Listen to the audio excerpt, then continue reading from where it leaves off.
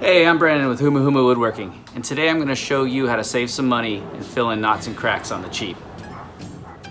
So way back when, in the early days of working, I used to work at a ski shop, and working in that ski shop we used to fill in ski bases and snowboard bases when they got dings and dents and scratches on the bottom. And one of the materials we used was called P-Tex. P-Tex is like a high density plastic, and what we could do is we can actually apply this sort of idea and this principle and apply it to our woodworking and in our knots, in our cracks. And I'm going to show you how you can probably save a couple dollars and use it on your woodworking projects. This is P-Tex. I got this on Amazon. I got 3 of them for about $7. Really inexpensive material. You can find them at ski and snowboarding shops or anywhere on the internet. And what I'm going to do is I'm going to show you how you can use these to maybe fill in the knots and the cracks in your wood. So let's get started. Okay, the process for this is pretty simple. You're going to need some P-Tex and a torch, and that's pretty much all you need. There is some finesse needed to lay down the P-Tex. What you're going to do is you're going to light it on fire, and it essentially just becomes a drip candle. As it drips, you're going to drip the hot melting plastic into your void, and as you go, you're going to go back and forth and fill it in carefully. But what you want to do is there's a technique where you actually need to bring it close to the wood, down in the material.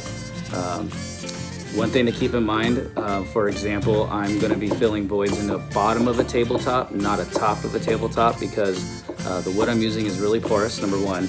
Number two, we're using a flame, and it could burn the wood. It could, essentially burn the parts that we're using it. But for me, this is the bottom of the table. No one's going to see it, and this is a cheap solution rather than using products like Starbond or spending the time with epoxy to try to fill it in.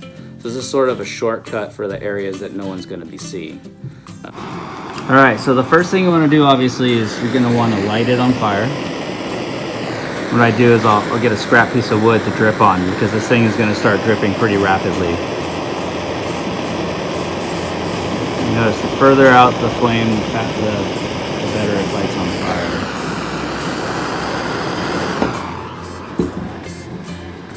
It takes a few minutes to get it sort of to catch on. Once it does, you'll notice that it starts heating up and it'll start melting. And it'll start dripping.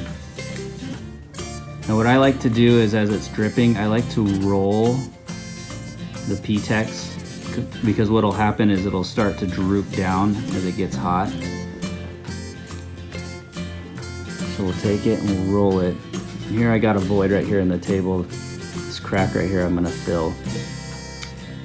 And the idea is you wanna hold it just above. So if you hold it up here and it burns hot, you're gonna get soot in your P-Tex. And we don't really want the soot in there, so the trick is to hold it down low. And I roll it, and it is hot, and you will use a lot of material just because it's so hot and it sort of boils in there. So you just slowly want to turn it and just let it drip in.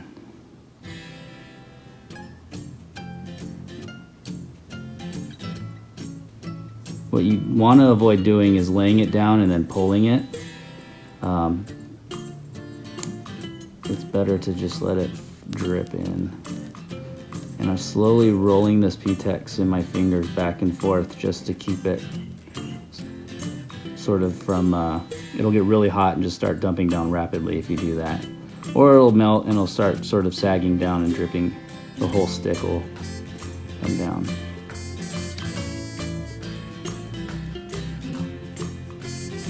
It is a bit messy. Again, this is why I'm using the bottom of the table. I don't recommend using it on your show side piece, more on the side where you don't really want, again, you don't want to use a lot of expensive materials to fill in. No one's going to see this side, but I do need these cracks filled because this is a piece that's going outside and I really don't need any bugs or anything getting in it. So it's just a cheap solution to filling in these cracks.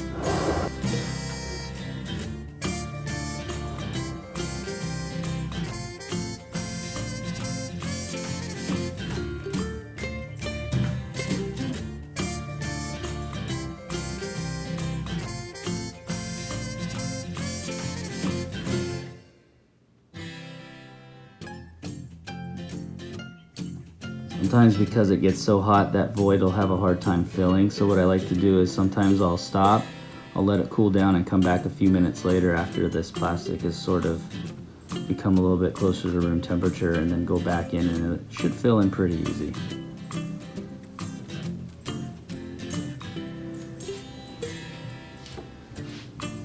So once it sat for a few minutes and cooled down, I'll just take a simple razor blade, just scrape it off.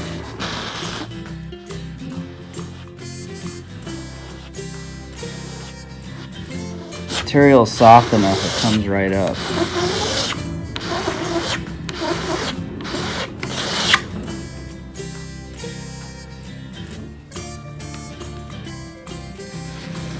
Once you scrape off the material,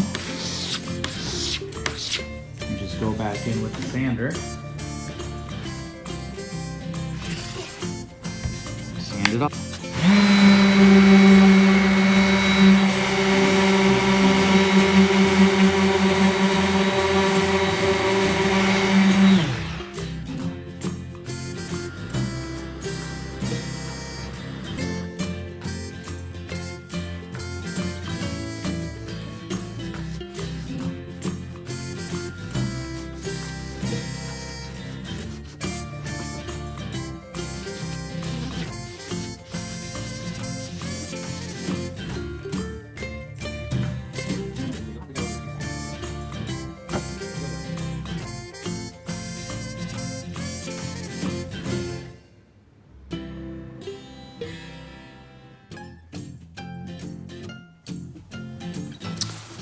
So there you go, a little quick shortcut on filling some voids and cracks.